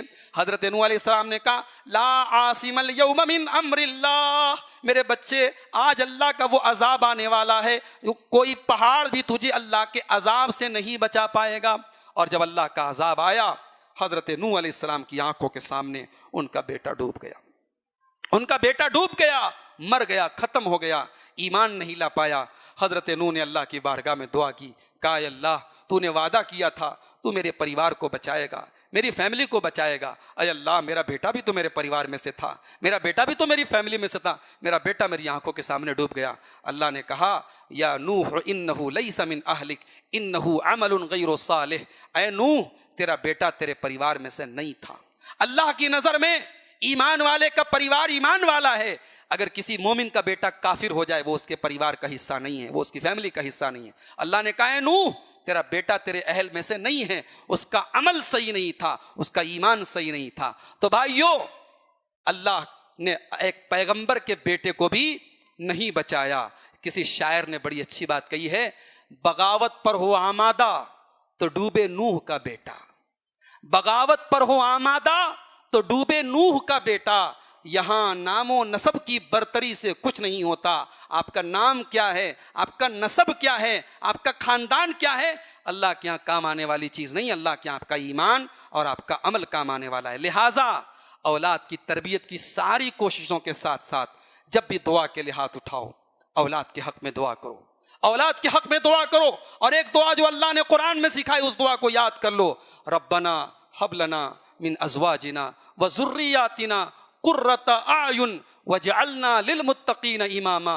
پروردگار ہماری بیوی بچوں کو ہماری آنکھوں کی ٹھنڈک بنا دے، ہمارے بیوی بچوں کو ہماری آنکھوں کی ٹھنڈک بنا دے. وجعلنا للمتقین اماما، اور اے اللہ تو ہمیں متقیوں کا امام بنا دے. اور ایک دعا اللہ نے اور قرآن میں سکھائی، وَأَصْلِحْ لِي فِي ذُرِّيَّتِي وَأَصْلِحْ لِي فِي ذُرِّيَّتِي. اے اللہ میری اولاد کی اصلاح کر دے، اے اللہ میری اولاد کو نیک بنا دے. یہ دعائیں آپ پڑھیں، یہ سب یاد نہیں اپنی زبان میں اللہ سے دعا کریں. اے اللہ میری اولاد کو شرک سے بچانا، اے اللہ میری اولاد کو بدعات سے بچانا، اے اللہ میری اولاد کو مرتے دم تک توحید پر قائم رکھنا.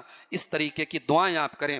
دعا یہ اولاد کے حق میں، والد کی دعا والدہ کی دعا قبول ہوتی ہے. اللہ کے رسول فرماتے 3 دعائیں اللہ لوٹاتا نہیں ہے، 3 دعائیں اللہ رد نہیں کرتا ہے. دعوت الصائم روزے دار کی دعا، و دعوت المسافر مسافر کی دعا، و دعوت الوالد اور والد کی دعا۔ علماء کہتے ہیں یہ والد میں والدہ بھی شامل ہے، یعنی والدین کی دعا اولاد کے حق میں دعا بھی اور بد دعا بھی دونوں قبول ہوتی ہے۔ اسی لیے اللہ کے نبی نے منع کیا ہے اولاد کے اوپر کبھی بد دعا مت کرو، اولاد سے جتنا بھی دکھ پہنچے ان کا معاملہ اللہ کے حوالے کر دو، خبردار کبھی اولاد کے لیے بد دعا مت کرو۔ والدین دعا کریں اولاد کے لیے تب بھی قبول ہوتی ہے، اور والدین اولاد کے لیے بد دعا کریں تب بھی قبول ہوتی ہے۔